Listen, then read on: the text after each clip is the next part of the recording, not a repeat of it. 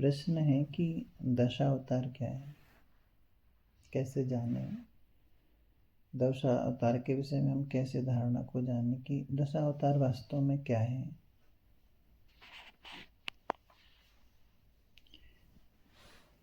वैसे अवतारों की गणना श्रीमद् भागवत में 24 अवतारों से शुरू करी गई थी, पर इसमें 10 अवतार की जो धारणा है वो बहुत वैज्ञानिक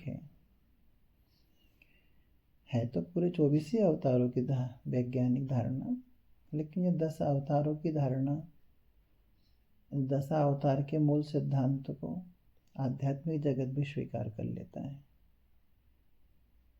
जैसे पहला अवतार हुआ मत्स्य का। मत्स्य माना मछली। तो आदि काल में जब जीवन की शुरुआत हुई थी तो जल से हुई थी, क्योंकि सारी पृथ्वी पर जल ही जल था। तो उस जल में मत्स्य अवतार हुआ, मतलब जीवन की शुरुआत हुई, जीवन की धारा बह पड़ी उस जल में मत्स्य के रूप में। फिर इसके विषय में कथा भी आती है पुराणों में कि कोई राजा सत्यव्रत हुए, उनने सारे संसार के बीजों को एक नौका पर लेकर और मत्स्य के सींग पर वो नौका बांध दी। वो एक दृष्टांत है। माना कि उस मत्स्य से ही संपूर्ण सृष्टि के बीज उत्पन्न हुए, उस जल में से ही समस्त सृष्टि के बीजों की उत्पत्ति हुई। क्योंकि जैसे जैसे पानी उतरता चला गया और थल प्रकट हुआ, बहुत सारा पानी बर्फ में तब्दील हो गया, ग्लेशियर बन गए, समुद्र कम हुआ, थल की मात्रा बढ़ गई। फिर भी 2/3 भाग तो अभी भी समुद्री है, 1/3 भाग पर ही हमारा साम्राज्य बना है, 1/3 भाग पर ही जीवन की संभावनाएं घटी हैं संपूर्ण रूप से। जल में तो बहुत घटी हुई हैं, लेकिन थल पे भी जो जीवन की संपूर्ण संभावनाएं घटी। तो पहला अवतार मत्स्य अवतार माना जाता है। इसको मूलभूत शारीरिक विकास की प्रक्रिया ही समझ लीजिएगा, पर आध्यात्मिक महत्व ही तब शुरू होता है जब आपके जीवन में संपूर्ण विकास हो गया हो। मनुष्य विकास की अंतिम श्रेणी है दशावतार, यही बताएगा आपको। मत्स्य के बाद कच्छप अवतार आपने सुना होगा कि कच्छप अवतार हुआ।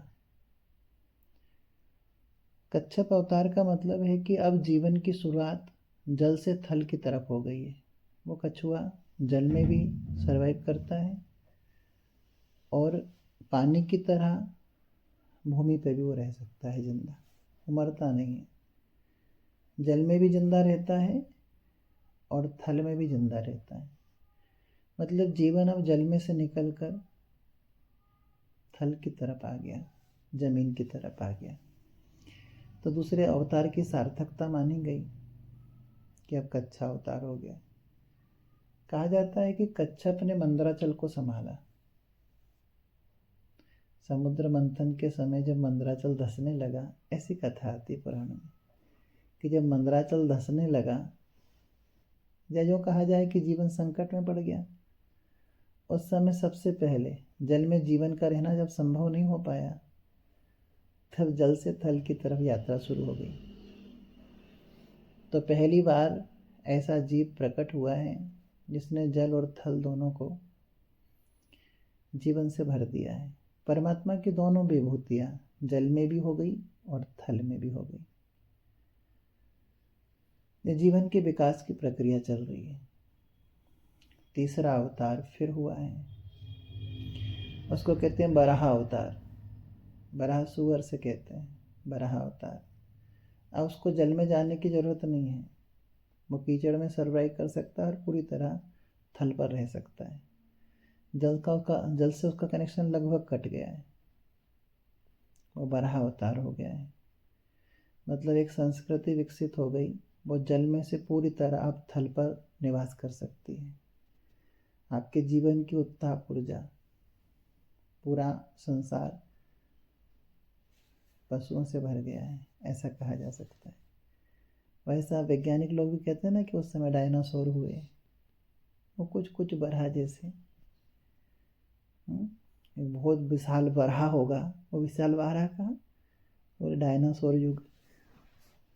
मतलब जीवन की संपूर्ण शुरुआत हो गई। अब थल बहाल हो चुके हैं, सब तरफ हरियाली हो गई है। हरियाली तो उसी समय हो गई जब मत्स्य अवतार हुआ, क्योंकि मत्स्य अवतार में भी ऐसी कथा आई है कि सारे संसार के बीजों को लेकर नौका पे चढ़ गए थे, और बाद में जैसे ही जल उतरा, ऐसे ही संपूर्ण शरीर सृष्टि में वो बीज बिखर गए, और फिर सारी सृष्टि में वृक्ष वगैरह की उत्पत्ति हो गई। एक मतलब बहुत वैज्ञानिक रीजन आपको मिल गया है कि जैसे ही जल पे से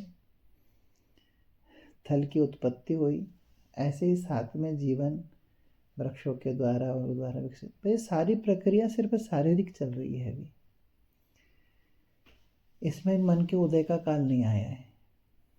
तो ये 3 अवतार जो हैं, पहला अवतार मत्स्य अवतार, मत्स्य अवतार से आप कच्छप अवतार की तरफ आ गए हैं, जल से थल की तरफ आ गए हैं, और तीसरा अवतार है थल से थल परिपूर्ण स्थापन में आपका बरहा का अवतार।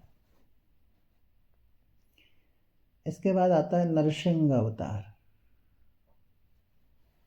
नरसिंह मतलब आधा पशु आधा मनुष्य, और पूरी तरह से मनुष्य भी नहीं है, उसको पूरी तरह से आप पशु नहीं कह सकते हैं। वो आधा मनुष्य है और आधा पशु है। कथा आती है कि उन्होंने प्रहलाद के लिए हिरण्यकश्यप का वध कर दिया। हिरण्यकश्यप कौन है? जो जीवन की संभावनाओं को समाप्त कर रहा था, जल में डालकर जीवन को नष्ट करना चाहता था, अग्नि में मारकर शस्त्रों से अस्त्रों से प्रहलाद को हर प्रकार से नष्ट करने का प्रयत्न कर रहा था। हाँ, जो जीवन को नष्ट करने का प्रयत्न कर रहा था, उस हिरण्यकश्यप को मारने के लिए वो अवतार हुआ नरसिंह अवतार।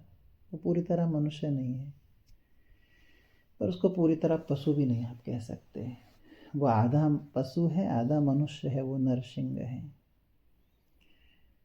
उसने जीवन के नए आयाम प्रकट कर दिए। अब वो अपनी रक्षा कर सकता है, वो हिरण्यकश्यप को फाड़ सकता है, मतलब जो जंगली जानवरों से लड़ सकता है। सब प्रकार से एक अपने जीवन की नई शुरुआत उसने करी है। बहुत सारी खोजें उन्होंने करी होगी, शायद उस समय अग्नि की खोज करी होगी, तीर कमान बनाने की, भाले बनाने की, बहुत सारे ऐसे। क्योंकि वो नरसिंह है, वो पूरी तरह से पशु नहीं है, पूरी तरह से मनुष्य भी नहीं है, लेकिन उसका कुछ जीवन मनुष्य जैसा दिखता है, कुछ जीवन उसका पशु जैसा दिखता है। वो अपने पैरों पे खड़ा हो गया है। सबसे पहला चमत्कार उस दिन घटा जिस दिन वो पहला मनुष्य अपने पैरों पे खड़ा हो पाया। उसके पैर मनुष्य जैसे हैं, ऊपर का धड़ पशु जैसा है, वो नरसिंह है।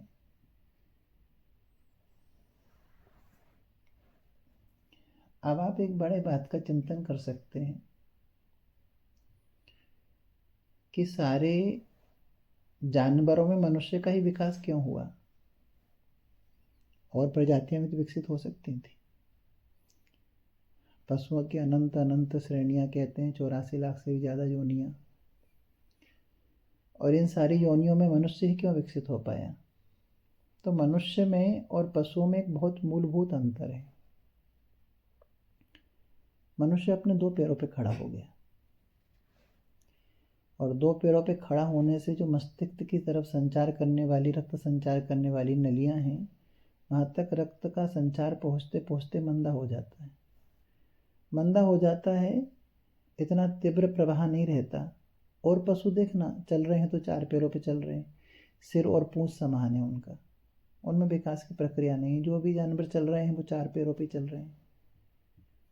मनुष्य सबसे पहले 2 पैरों पे खड़ा हुआ, और जो भी जानवर 2 पैरों पे खड़ा होने में समर्थ होता है, उसके मस्तिष्क में नई सिराएं का निर्माण होना शुरू हो जाता है। क्योंकि रक्त का फ्लो जब मंदा होगा तो एक कोमल कोमल तंतुओं के जाल बढ़ते चले जाते हैं, मतलब मस्तिष्क का विकास होना शुरू हो जाता है। उसमें रक्त का फ्लो इतना ज़्यादा नहीं पहुंचता है कि आपके वो कोमल तंतु नष्ट हो जाए। अच्छा, अब इस बात को दूसरी प्रकार से समझ लो कि यदि हम ज़्यादा सो रहे हैं तो हमारा सिर भारी हो जाएगा। आप महसूस करना, जिस दिन आप ज़्यादा लौटेंगे, ज़्यादा परे रहेंगे और आपका पूरे शरीर का रक्त संचार एक दृष्टिकोण में चल रहा है, एक प्रवाह में चल रहा है, उस दिन आप जब सो के उठेंगे तो अचानक पाएंगे कि आपको सिर दर्द हो गया है या सिर भारी हो गया है या आपको बहुत ज़्यादा अजीब सा महसूस हो रहा है। रक्त का फ्लो तेज होने से वो जो सूक्ष्म कोशिकाएं बनी हुई थी, जो नसों के सूक्ष्म जाल बिछते जा रहे थे और नवीन नवीन चेतनाओं का निर्माण आपके दिमाग में होता जा रहा था, मस्तिष्क में होता जा रहा था, उस जाल को अचानक झटका लगता है। आप कभी शीर्षासन करके देखना, अचानक जब आपका रक्त का फ्लो नीचों की तरफ उतरेगा ना, तो आपको बहुत बेचैनी महसूस होगी थोड़ी देर के लिए, शरीर में चक्कर से आने लग जाएंगे, क्योंकि बहुत तेज प्रवाह, इतने तेज प्रवाह को सिर नहीं झेल पाता है। तो जिस दिन मनुष्य दो पैरों पे खड़ा हो गया, वह आधा पशु है आधा मनुष्य है, वो नरसिंह है। चौथे अवतार की गणना कि नरसिंह अवतार हुआ है। अब वो पूरी तरह से जानवर नहीं है, उसने दो पैरों पे खड़ा होना सीख लिया है, दो पैरों पे चलना सीख लिया है। अब उसके मस्तिष्क का विकास नित्य निरंतर हो रहा है और उसने अपनी खोज को संग्रहित किया है। जैसे आदि मानव ने खोज ली है आग को, तो उसकी अगली पीढ़ी को आग नहीं खोजनी है, क्योंकि वो अपने बच्चों को आग जलाना सिखा देगा। झोपड़ी बनाना उसने शुरू कर दिया है, तो जितनी झोपड़ी जिस तरीके से बना चुका है उस तरह की तो उसने बच्चों को सिखा दी, उससे आगे की ही कारीगरी बच्चे करने की कोशिश करेंगे, क्योंकि मस्तिष्क का नित्य विकास हो रहा है। पशुता धीरे धीरे समाप्त होती जा रही है, मनुष्यता विकसित होती चली जा रही है। पहले खाना बदों से व्यक्ति इधर से उधर भागना पड़ रहा है भोजन के लिए, कभी किसी जानवर को पकड़ना है, कभी किसी जानवर को पकड़ना है, और इसमें भी हिंसक जानवरों की बड़ी परेशानी है। हिरण्यकश्यप बहुत तंग कर रहा है, जल में से निकले तो मर जाए, मगरमच्छ खा जाए, जंगलों में चले तो जंगली जानवर खा जाए। मतलब जीवन हर समय खतरे से घिरा हुआ है। लेकिन पहली बार वो मनुष्यता में आया है, वो दो पैरों पे खड़ा हुआ है। उसने बहुत सारे ऐसे साधन खोज लिए जिससे हिरण्यकश्यप को फाड़ा जा सकता है, नष्ट किया जा सकता है। जो जीवन की संभावना पर घात लगाकर बैठा, उसको नष्ट किया जा सकता है। उसने आग की खोज कर ली है, उसने आश्रय की खोज कर ली है, उसने खेती की खोज कर ली है, उसने अपनी पीढ़ी को कुछ देने के लिए भाषा की खोज कर ली है। उसने बहुत कुछ खोज कर लिया है, लेकिन वो अभी है आधा पशु, वो पूरी तरह से मनुष्य नहीं है। फिर पांचवा अवतार होता है वामन अवतार। और आप जानते हैं वामन अवतार एक बोना सा मनुष्य, 52 अंगल का, बहुत छोटे साइज का आदमी, जो नरसिंह अवतार से ऊंची धारणा है कि वो पूर्ण मनुष्यता को पा चुका है। वो किसी को दे भी सकता है और किसी से मांगकर काम भी चला सकता है।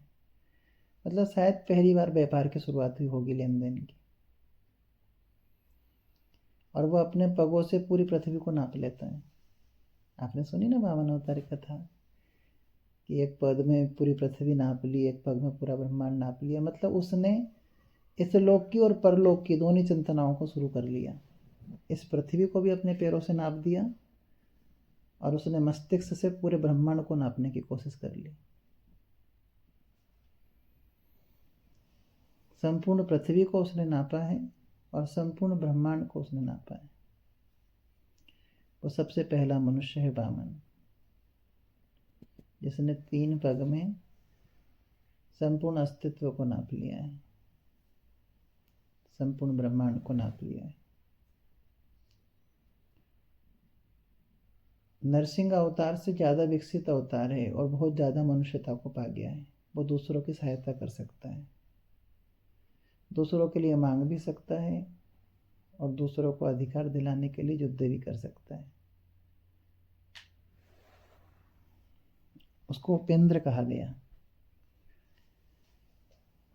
कि ये देवता सदस्य है, क्योंकि जब संपूर्ण मनुष्यता हमारे अंदर आ जाती है तो हम इस लोक को नहीं परलोक को भी नाप सकते हैं।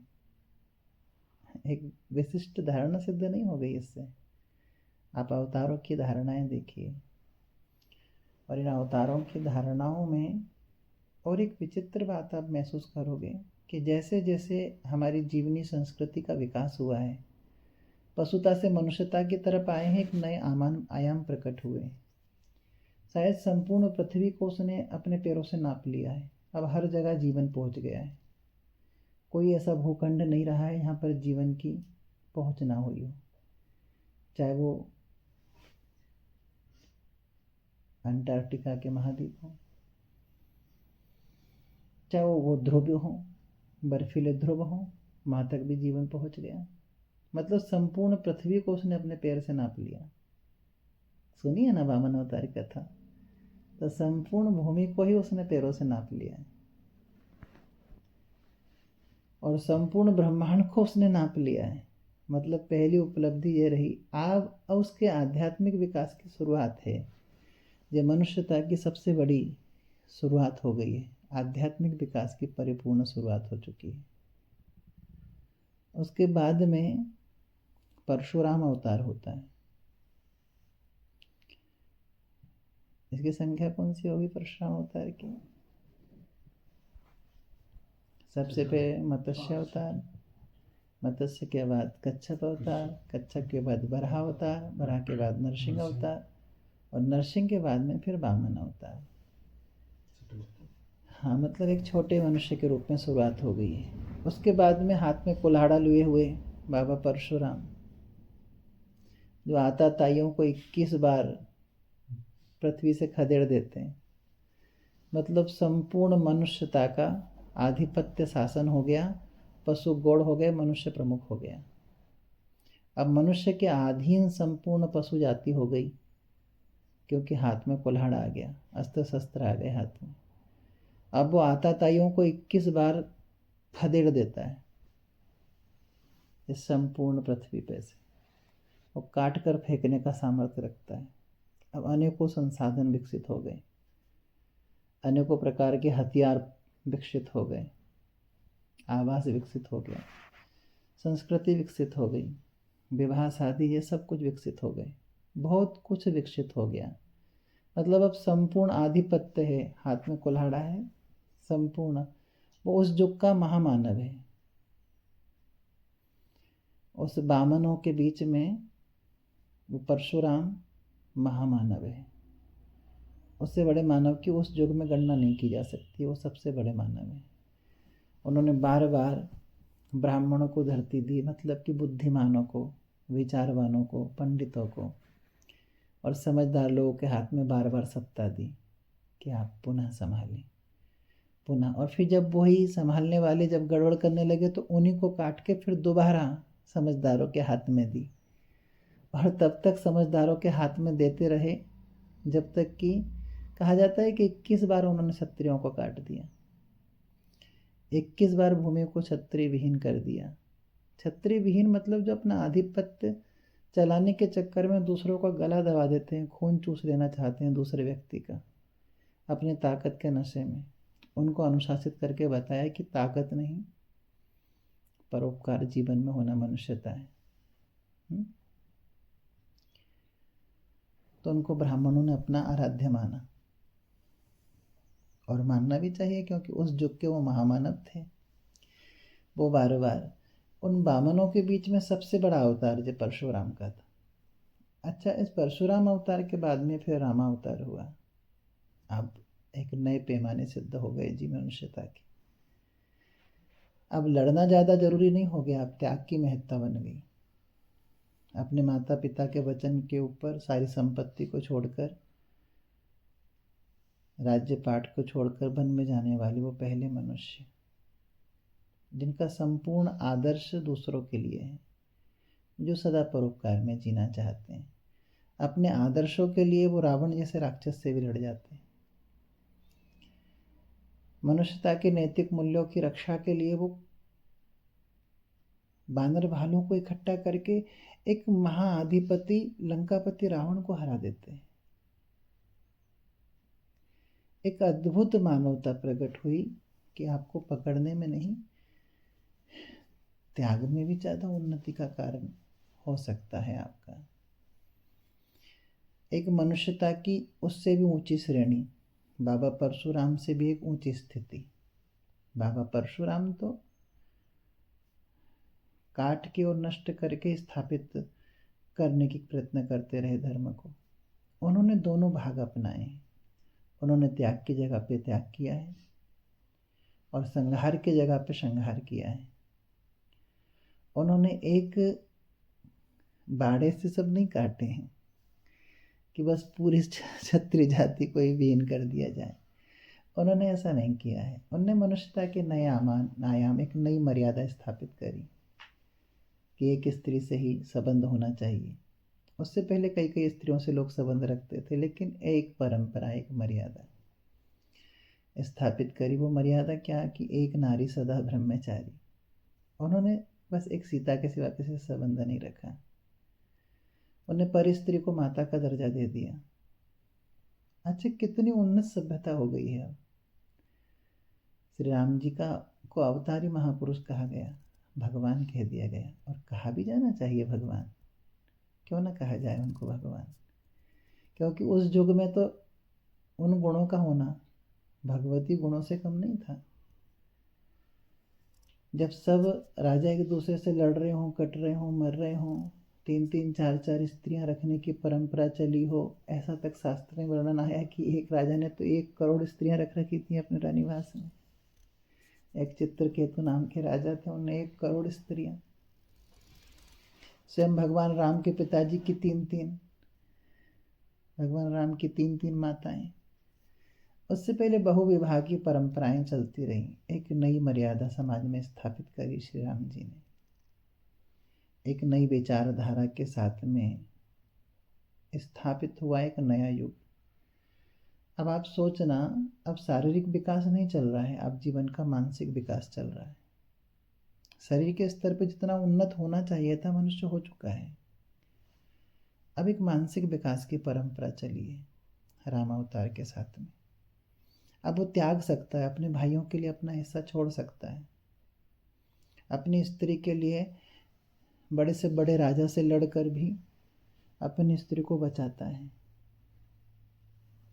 पराई स्त्री को माता का दर्जा देता है। अहिल्या जैसी पतित को भी अपनी चरण रस से परम पावन कर देता है। एक नए युग की शुरुआत हो गई। वो महामानव रहे उस युग के, भगवान रहे वो उस युग के। उनके आदर्शों के बाद में भगवान श्री कृष्ण का अवतार हुआ,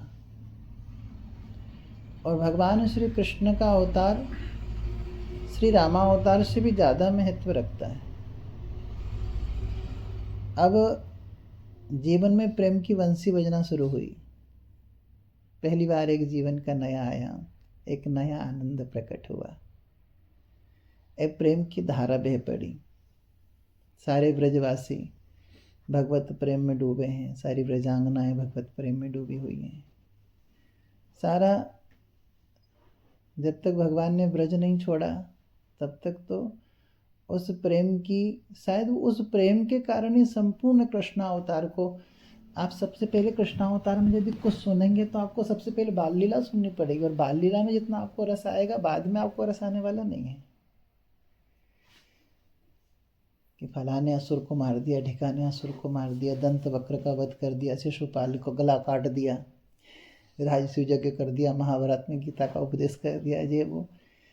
आपको लगता है कि कृष्ण अवतार के जो मानक हैं, कृष्ण अवतार में जब भी कृष्ण खड़े होंगे तो राधा के साथ खड़े होंगे। हाथ में कोई चक्र होगा ना, कुछ बांसुरी जरूर हो सकती है। जीवन में एक मधुर संगीत का शुरुआत हो गई। मतलब जीवन में युद्ध नहीं, प्रेम भी चाहिए। महाभारत का युद्ध होने से पहले अंतिम प्रयास एक बार किया गया। युधिष्ठिर से भगवान ने कहा कि एक बार युधिष्ठिर जी और शांति का प्रयास करके देख लिया जाए, क्योंकि जो शांति में मिलेगा वो युद्ध में तो नहीं मिलने वाला है। सारे मापक बदल गए थे। अब युद्ध से अधिक प्रेम की स्थापना की आवश्यकता थी। और फिर जब उस प्रकार नहीं हुआ तो संपूर्ण युद्ध के द्वारा जब आताताई निपट गए, तब एक धर्म का साम्राज्य स्थापित करने का उन महापुरुष ने यत्न किया। फिर भी जीवन सदा प्रेम से भरा रहा, मुस्कुराहट से भरा रहा, सदा प्रेम। वो कहना, मुस्कुरा के गम का जहर जिनको पीना, आ गया सच है जहाँ में उनको जीना। कैसी कैसी विपरीत परिस्थितियाँ हैं, लेकिन भगवान श्री कृष्ण के चेहरे को देखो, हमेशा वो मुस्कुरा रहे, हमेशा आनंद में, हमेशा प्रफुल्लित है। भगवान श्री कृष्ण का चेहरा कभी गंभीर नहीं दिखेगा आपको, हमेशा मुस्कुराहट से भरा। चाहे वो युद्ध के क्षेत्र में खड़े होकर उपदेश कर रहे हैं तो भी मुस्कुरा रहे हैं, माता की छड़ी देखकर भाग रहे हैं तो भी मुस्कुरा रहे हैं, माखन की चोरी कर लिए तो भी मुस्कुरा रहे हैं, ब्रजांगनाओं के साथ नृत्य चल रहा है तो भी मुस्कुरा रहे हैं, और जिस युद्ध में शिशुपाल इत्यादि की गर्दन काटनी पड़ रही है तो भी मुस्कुरा रहे हैं, गीता का उपदेश कर रहे हैं तब भी मुस्कुरा रहे हैं। तो जीवन का एक नया आयाम प्रकट हुआ, बुद्धि का इतना विकास कि उस समय के भगवान है, महामानव है। इस अवतार के बाद इतनी उन्नति और किसी अवतार में नहीं हुई जितना उस समय का मनुष्य संपूर्ण पैमाने को प्राप्त हो गया। अब आप देखना, उस समय सारे साधन उपलब्ध व्यक्ति के पास हो गए थे, हीरे जवाहरात व्यक्ति पहनने लगा था, सुदामा को वैभव प्रदान करने लगा था, सुदामा जैसों को भी हृदय से लगा है कि गरीब से गरीब व्यक्ति भी आखिर तो समान है। विदुरानी के छिलके खाए हैं, अहीरों के हाथ का माखन खाया है। मतलब सारी जाति पाति से ऊपर भी कुछ आप सोच सकते हैं उठ के। रामावतार में ये बातें नहीं थी। रामावतार में धर्म की मर्यादा जाति के ऊपर बंधी हुई थी। श्री राम को विचार करना पड़ता था, लेकिन वो फिर भी भक्तों के लिए विचार नहीं करते थे। सबरी के घर के बेर वो भी खाए, केवट की नाव पे वो भी बैठे, उन्होंने भी निषाद राज को गले से लगाया है, लेकिन गुरुजनों ने बड़ा विरोध किया है।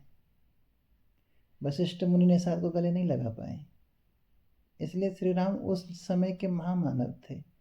लेकिन भगवान श्री कृष्ण का जीवन और खुला हुआ है, वो तो बैठे ही हीरो के साथ में। ब्रह्मा जी को भी आश्चर्य हो रहा है कि ये कैसा ब्रह्म है। वो पूरा अवतार प्रेम से भर गया है, वो पूरा अवतार करुणा से भर गया, आनंद से। उसके बाद बुद्धा अवतार हुआ है। भगवान श्री कृष्ण से भी उत्कृष्ट स्थिति है। अब उसमें युद्ध की कोई मान्यता नहीं रही। उस समय में महावीर भी हुए हैं, बुद्ध भी हुए हैं। बुद्ध को अवतार की गणना दी गई है, क्योंकि अब शस्त्रों की आवश्यकता नहीं रह गई। अब अहिंसा परमो धर्म हो गया है। मांसाहारियों ने भगवान बुद्ध का दर्शन करके मांसाहार छोड़ दिया। हमारा पूरा उत्तर भारत उस समय मांसाहारी था। पूरा उत्तर भारत में सारा भारत ही मांसाहारी था। लेकिन जैसे बुद्ध प्रकट हुए, मांसाहार समाप्त हो गया। पंडितों को भी शर्म आने लगी मांसाहार करने में। पंडितों को अपनी पंडिताई बचाने के लिए मांसाहार का त्याग कर देना पड़ा। बहुत बड़ा समाज मांसाहार को त्याग कर अहिंसा धर्म पर विचार करने लगा। पहली बार भगवान बुद्ध के कारण सारा उत्तरी भारत मांसाहार को त्याग कर पाया, अहिंसा के पद पे चल पाए। फिर महावीर ने और भी ज़्यादा कट्टरपने से अहिंसा का प्रतिस्पादन किया। तो उस युग में ऐसे कई महापुरुष हुए, और वो उस समय उस युग की महाक्षमताओं वाले मनुष्य माने गए थे।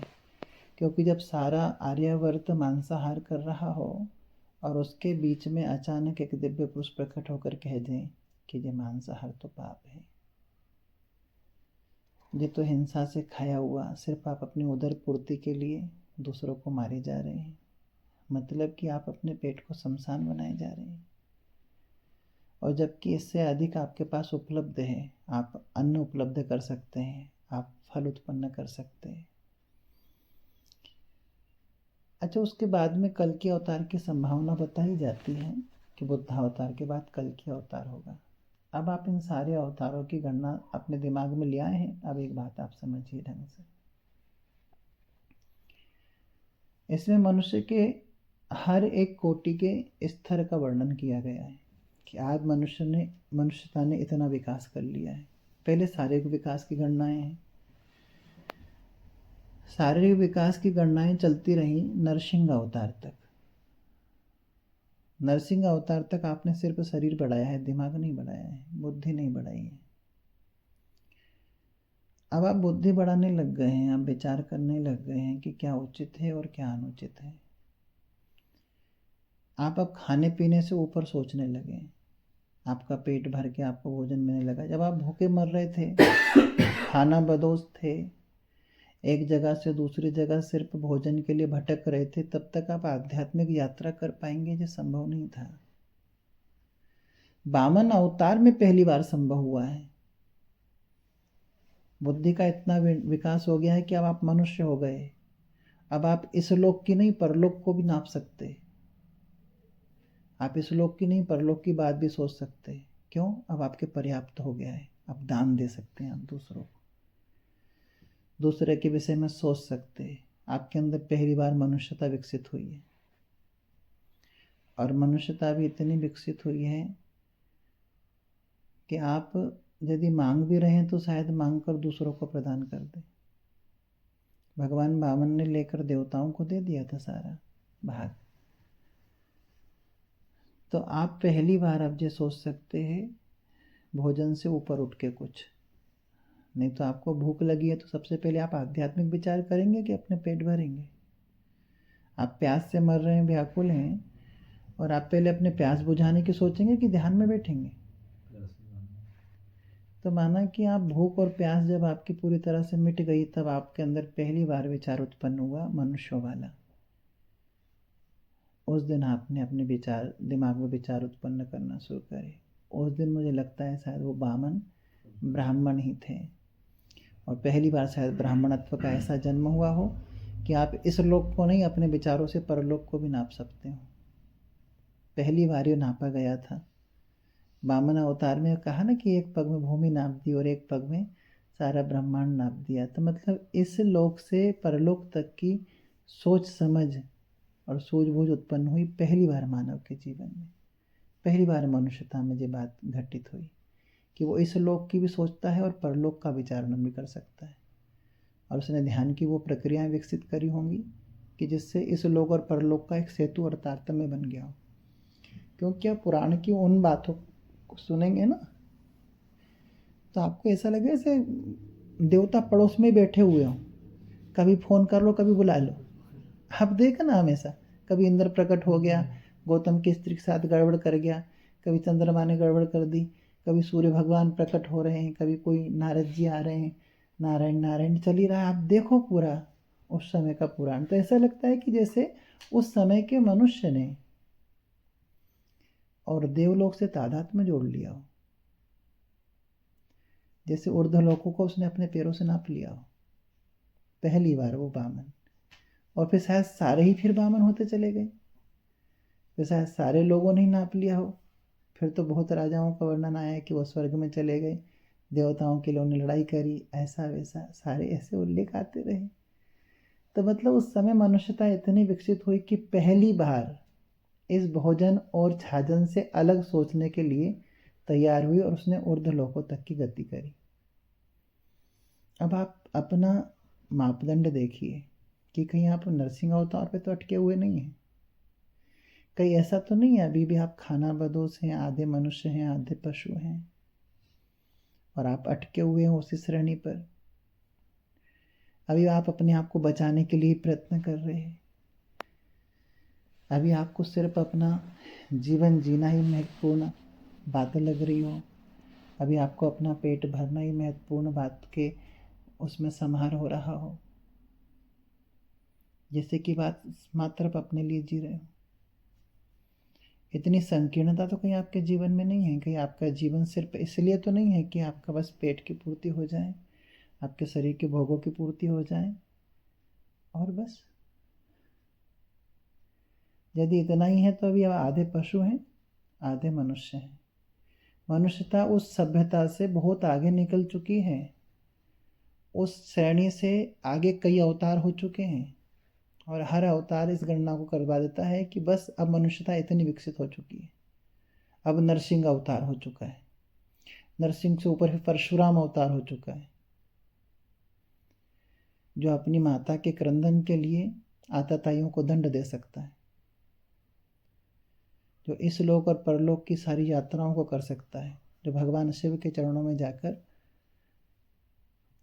विद्या अध्ययन कर सकता है, जो परमात्मा से अपना संबंध बना सकता है।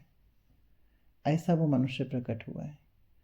तो उस समय की सभ्यता का संपूर्ण विकास उसी समय आप नाप सकते हैं कि जिस समय परशुराम अवतार हुआ, उस समय ही परमात्मा से संबंध बनाने की युक्ति मनुष्य के दिमाग में आ गई।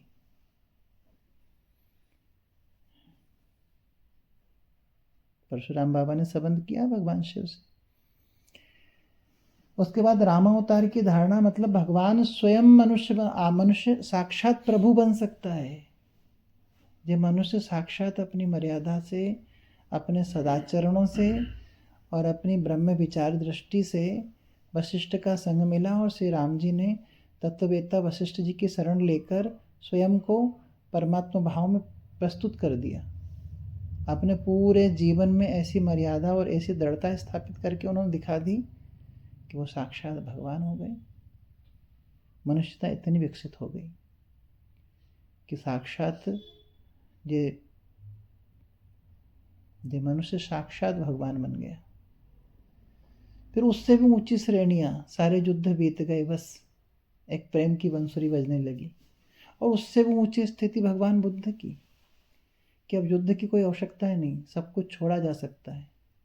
अच्छा, उसके भी 2500 वर्ष बाद कबीर बाबा उत्पन्न हुए। तो ये जो महात्मा बुद्ध भगवान श्री कृष्ण से भी ऊपर है। हाँ, बौद्धिक विकास में उस श्रेणी में कोई ऊपर नीचे की ज़्यादा बात ना करना, सिर्फ मनुष्यता के विकास की बात कह रहा हूँ। भगवान श्री कृष्ण के जीवन में युद्ध हैं, संघर्ष है, आताताइयों का वध है। भगवान बुद्ध के जीवन में नहीं है। भगवान बुद्ध के हाथ में तो आप धनुष भी नहीं खड़ा कर सकते हैं, धनुष भी नहीं दे सकते, महावीर के हाथ में आप नहीं दे सकते, जमेगी नहीं बात। मनुष्यता का इतना विकास हो गया है कि अब अस्त्र शस्त्रों की आवश्यकता नहीं रह गई है, परम मानसिक बल से प्रबुद्ध व्यक्ति हो चुका है। वो इतना विकसित हो चुका है कि अब उसको ना तो धनुष बाण हाथ में पकड़ना है, न बांसुरी पकड़नी है, अब उसका चलना संगीत हो गया है। उत्तरोत्तर मनुष्यता ने विकास किया है। सिर्फ वो दशावतार यही आपको बता रहे हैं कि हर चरण में मनुष्यता ने विकास किया है, उससे भी अधिक विकास, उससे भी अधिक विकास, उससे भी अधिक विकास, विकास की पराकाष्ठा पे पहुंचता चला गया है। संपूर्ण जीवन को शांति से और आनंद से भर दिया। बड़े बड़े युद्धों को भगवान बुद्ध की उपस्थिति ने निरस्त कर दिया। ये बड़े बड़े राजा उस समय हुए, बिंबिसार वगैरह, जी सब बड़े बड़े युद्ध उस समय सिर्फ भगवान बुद्ध के दर्शन मात्र से निरस्त हो गए, उनका प्रवचन संभाषण सुन के निरस्त हो गए। उनका दर्शन करके अंगुलीमाल जैसों ने अपनी हिंसा का भाव छोड़ दिया, भगवान के चरणों में पड़ गए, भिक्षुक हो गए। तो मनुष्यता का इतना विकास हो गया कि बुद्ध उसके पराकाष्ठ फूल हो गए, और संपूर्ण मनुष्य जाति को। जैन के जो तीर्थंकर हुए हैं महावीर स्वामी, उन महावीर स्वामी के ग्रंथों में तो भगवान श्री कृष्ण को नरक में डाल दिया, कि भगवान श्री कृष्ण ने इतनी अहिंसा करवाई है कि वो आप भी 7वें नरक में पड़े, पहले दूसरे में भी नहीं, 7वीं कोटि का बिल्कुल आखिरी नरक, कि उससे भयंकर कोई नरक नहीं हो सकता। उस नरक में भगवान श्री कृष्ण को डाल दिया है जैनों के शास्त्रों में। तो मतलब मनुष्यता का वो अहिंसात्मक जो विकास हुआ वो और भी दुर्लभ विकास है। अच्छा, उसके बाद बाबा कबीर हुए। बाबा कबीर ने फिर दूसरी बात प्रतिपादित कर दी कि अब घर छोड़ के जाने की जरूरत भी नहीं है, आपको सिर्फ ये समझ लेना जरूरी है कि आपका कुछ भी यहाँ पर इस संसार में नहीं हो सकता है। एक सुई भी इस संसार में आपकी नहीं हो सकती है। कुछ भी आपका इस संसार में नहीं हो सकता है। जिस दिन आपको ये समझ में आ गया, उस दिन आप महात्यागी हो गए। आप किसको छोड़ के जा रहे हैं? घर को। वो घर आपका नहीं होने वाला है। समय आएगा, आपसे ले लिया जाएगा, छूट जाएगा वो आपका। घर आपका हो सकता नहीं, परिवार आपका हो सकता नहीं, कोई भी सामान आपका नहीं हो सकता, ये शरीर भी आपका नहीं हो सकता है। और आपको अंदर से ये बात संभालनी चाहिए, समझ लेनी चाहिए। अब आपको घर छोड़कर सन्यासी होने की ज़रूरत भी नहीं है। वो उससे भी मुझे लगता है कि अत्यांतिक विकास हुआ है। फिर बाबा कबीर के रूप में तो वो विकास की पराकाष्ठा है। अब आपको घर छोड़कर भागने की ज़रूरत भी नहीं है। अब आपको समझ लेने की ज़रूरत है कि संसार में एक पाई आपकी नहीं हो सकती है, एक रत्ती भी आपका नहीं हो सकता है। और जब आपको ये महसूस होने लग जाए कि आपका कुछ भी संसार में नहीं, फिर आपको छोड़कर भागने की ज़रूरत नहीं पड़ेगी, सिर्फ समझने की ज़रूरत पड़ेगी। फिर आप यहाँ पर हो, जैसे भी हो, अपना ताना बाना बुनते बुनते भगवत रस में खो सकते हैं। हाँ, चेत सकते हैं अपने स्वभाव में। और मुझे लगता है कि अब जैसे कल की अवतार की संभावना आगे बताई गई कि उसके बाद सतयुग स्थापित हो जाएगा, तो धारणा सिर्फ ऐसी है कि अब मनुष्य इतना विकसित हो गया होगा उस समय कि शायद बस अपने विचारों से उस परम तत्व को परिपूर्ण रूप से जानकर जिस स्थिति में है उसी स्थिति में रमेगा, और उसकी संभावना, होने भर की संभावना से दूसरे भी विकसित हो जाएंगे। उसके होने मात्र से जो जो उनके सानिध्य में रहेंगे वो सब सतयुगी मनुष्य हो जाएंगे, वो संपूर्ण ज्ञान को पा जाएंगे। उनका दृष्टिकोण ऐसा प्रखर होगा। तो ये सारी प्रक्रिया जो मैंने आपको दशा अवतार की समझाई है, वो दशा अवतार की सारी धारणाओं को आप बार बार समझिए और एक बार अपना जे आकलन करके देखिए कि आपका चित्त कहाँ बैठता है उसमें। कहीं आप कुत्तों की तरह भूख तो नहीं रहे पूरे दिन? कहीं आप खाना बदोशों की तरह सिर्फ खाने के लिए पेटूपन में तो नहीं जी रहे हैं? कहीं आप सिर्फ स्त्रियों के पीछे भागने में तो नहीं लगे हुए हैं? कहीं आपके जीवन में बस ये सेक्सुअल केंद्र का महत्व भी तो ज़्यादा नहीं हो गया है? कहीं आपके जीवन में खाने का महत्व तो ज़्यादा नहीं है? कहीं आपके जीवन में सोने का महत्व तो ज़्यादा नहीं है? यदि है तो फिर देखिए आप अभी कौन सी स्थिति पर पड़े हुए हैं, मनुष्यता की कौन सी श्रेणी पर आप पड़े हुए हैं। मनुष्यता बहुत विकसित हो चुकी है, बहुत ज़्यादा। लेकिन जब मानसिक विकास शुरू हुआ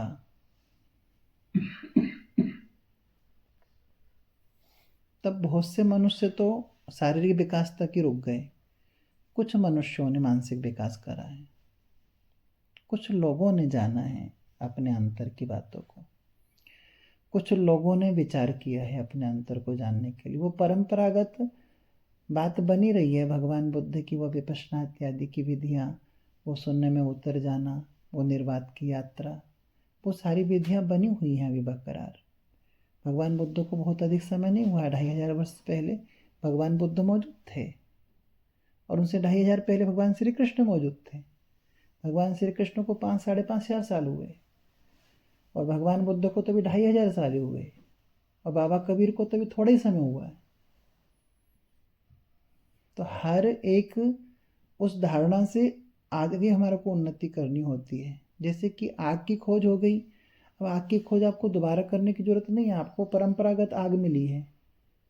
आपको उस आग से भी आगे की जो खोज हो गई है कि किस चीज़ों से आग जलती है, उनकी भी खोज हो चुकी है। एलपीजी सिलेंडर भी आ गए हैं, अब सब कुछ आ गया। अब आपको आग वाग की खोज नहीं करनी है, अब तो चटका मारा और तुरंत तैयार। अब तो उससे आगे आगे की खोज होती चली जा रही है। बौद्धिक रूप से भी एक संसाधन भी आपके बढ़ते चले जा रहे हैं। लेकिन हो सकता है कि आप मानसिक रूप से वहीं पर रुक गए हैं, आप मनुष्य भी पूरे नहीं हो पाए हैं शायद अभी। आपको इस बात पे बहुत ज़्यादा विचार करना पड़ेगा कि क्या वास्तव में आप मनुष्य हो पाए हैं क्या पूरी तरह से। कहीं आप ऐसे तो नहीं कुत्ते बिल्लियों की तरह लड़ रहे हो अभी? कभी ऐसा तो नहीं आप बराह अवतार की तरह भाग रहे हो हिरण्याक्ष के पीछे? सींग लेकर? कहीं ऐसा तो नहीं है अभी भी आपको गंदगी पसंद हो और लोटूराम हो? बराह अवतारी से कहीं भी बराह लौट जाते हैं कीचड़ फीचड़ में। ऐसे ही आप सने सने रहते हो, गंदे गंदे कपड़े, गंदे गंदे विचार, 4 4 5 5 दिन तक नहाए ना, ऐसे अलिच्छ मलिच्छ से ये बराह अवतार में अटके हो। या फिर आप आधे मनुष्य आधे पशु के अवतार में आ गए हो। आपको ये अपना निरीक्षण करके देखना पड़ेगा आप हो कहाँ। तुम सुनते समय जितने ज़्यादा हिलते हो ना, उससे पता पड़ता है कि तुम्हारे चित्त में बातें कम बैठती है। और जितना तुम एकाग्र होकर बात समझ लोगे ना, उतना जहन में तुम्हारे ये बात उतर जाएगी कि आप अपनी श्रेणी का निश्चय कर पाए कि आपकी श्रेणी क्या है। और ये श्रेणी ही आपको निर्धारित करेगी कि आप साधना में कितने ऊंचे हैं। हम साधना करते हैं और हमारा चित्त, बिक्की बेटा कह रहा था कि गुरुजी मेरा चित्त रह रह के बार बार उन चीज़ों पे जाता है। तो कारण ये नहीं है कि तुम चित्त नहीं रोक पा रहे हो, बस कारण ये है कि तुमने जितना बुद्धि का विकास पहले किया उससे आगे तुम्हारे को विकास करना है। हर जीवन में हमने जितना बुद्धि का विकास किया है, जितना अपने सूक्ष्म शरीर को हमने विकसित किया है, दूसरे जन्म में उससे आगे का हमारा विकास होता है। और शायद इस विकास की अनंत परंपरा में आपने अभी पशु परंपरा को त्यागा नहीं है। अभी पशु परंपरा पे आप अटके हुए हैं। वही काम बेकार आपको उतना ही पीड़ित कर पा रहा है, उससे आप ऊपर बुद्धि नहीं उठा पाए हैं, या उससे ऊपर आप विचार नहीं कर पाए हैं। अभी पदार्थों को आप पकड़ कर बैठे हुए हैं, साधनों को पकड़ कर बैठे, लेकिन मर्यादा पुरुषोत्तम राम ने इसको भी साबित कर दिया था कि सब छोड़ा जा सकता है, दूसरों के लिए बिल्कुल त्यागा जा सकता है। अपने माता पिता की सेवा में, माता पिता की आज्ञा के लिए पूरे आर्यावर्त का साम्राज्य एक तिनके के समान छोड़ा जा सकता है। इतनी मनुष्यता विकसित हो चुकी है। लेकिन फिर भी आप यदि पदार्थों के लिए माता पिता को छोड़ रहे हैं तो आप उससे बहुत पीछे हैं, आप उस अवतार की गणना से बहुत पीछे हैं। बाबा परशुराम ने एक गाय के लिए है वंशी क्षत्रियों को काट के फेंक दिया था कि आश्रम में से एक गाय चुरा कर ले गए थे। इसलिए सदा कुल्हाड़ा हाथ में, और यदि आप भी सदा कुल्हाड़े हाथ में लिए हुए हैं और एक थोड़ा सा किसी ने कुछ कहा और आपका कुल्हाड़ा चला, तो आप अभी बौद्धिक के उस स्तर पर ही खड़े हुए हैं जिस स्तर पर मात्र दूसरों को निरस्त करके अपनी बात का प्रतिपादन किया जा सकता है। अभी आप पूरी तरह से आध्यात्मिक महापुरुष नहीं हो पाए हैं। और जबकि मनुष्यता ने बहुत शिखर पा लिए हैं, मनुष्यता बुद्ध धर्म पे पहुंच गई है, बुद्ध हो गई है मनुष्यता। और बुद्ध से भी ऊपर बाबा कबीर तक के भाव का संचार हो गया है। वहाँ से आगे जो महापुरुष प्रकट होते हैं, उन महापुरुषों की बुद्धि, उन महापुरुषों का विवेक, उन बाबा कबीर से भी कुछ हद तक और ऊंची मानसिकता को लेकर आएगा। क्योंकि अब उनको पुरानी खोज नहीं करनी है, पुरानी खोज तो सब हो चुकी है, विपස්සना खोजी जा चुकी है। बाबा कबीर का ताना बाना करके अपना गाना मगन रहना एक आनंद की स्थिति, मीरा जैसी साध्वियों की स्थिति हो चुकी है कि नाच नाच के गा गा के और परम आनंद के साथ अपने परमात्मा में सशरीर समा जाने तक की वृत्तियाँ इस मनुष्यता ने विकसित कर ली है। अब मनुष्य खाना बदोश नहीं है। आपका सिर्फ जीवन यदि खाने के ऊपर ही चल रहा है कि खा लिया और पड़ गए, सो लिया और जीवन गुजार दिया, तो आप अपनी श्रेणियाँ ढूंढ लेना कि आप कितना पीछे चल रहे हैं मनुष्यता में। आपका बहुत ज़्यादा पीछे स्तर जा रहा है, इतना पीछे कि शायद आपको आगे तक आने में बहुत समय लग जाए।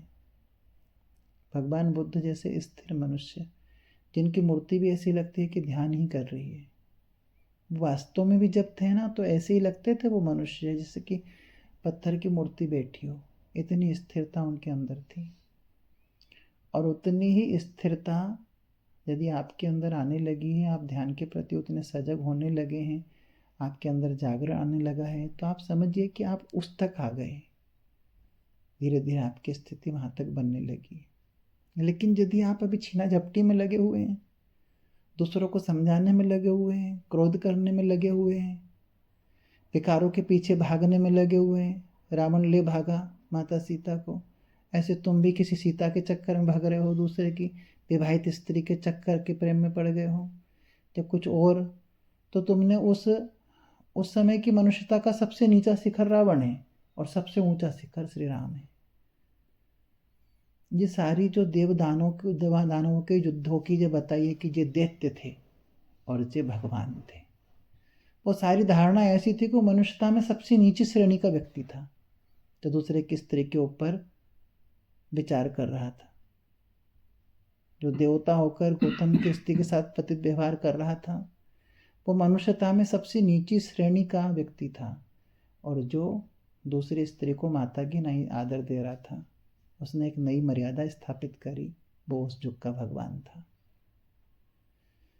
फिर उससे आगे भी कि शारीरिक संबंध से भी ऊपर एक दृष्टिकोण बना। उसने बांसुरी बजाई हजारों गोपिकाओं के बीच में, और विकार की कोई बात भी ना उठी, किसी ने उसको विकार वाली गाली भी ना दी। शिशुपाल ने 100 गालियां दी, लेकिन कभी काम ही नहीं बताया। और हजारों स्त्रियों के बीच में रहकर भी उन्होंने एक नया मापदंड स्थापित किया एक प्रेम का, कि उस प्रेम का सृजन, उससे भी ऊपर दृष्टिकोण भगवान बुद्ध ने स्थापित किया है कि अब मारकाट की जरूरत भी नहीं है, अब युद्ध की जरूरत भी नहीं है। अंदर से मानसिकता ही परिवर्तित हो सकती है व्यक्ति की। जब हम किसी से लड़ने को ही तैयार नहीं है, तो हार और जीत कैसी? हार तो उसकी होती है जो जीतने की कांक्षा रखता है, और जो कांक्षा ही नहीं रखता जीतने की, उसको कौन हराएगा जी।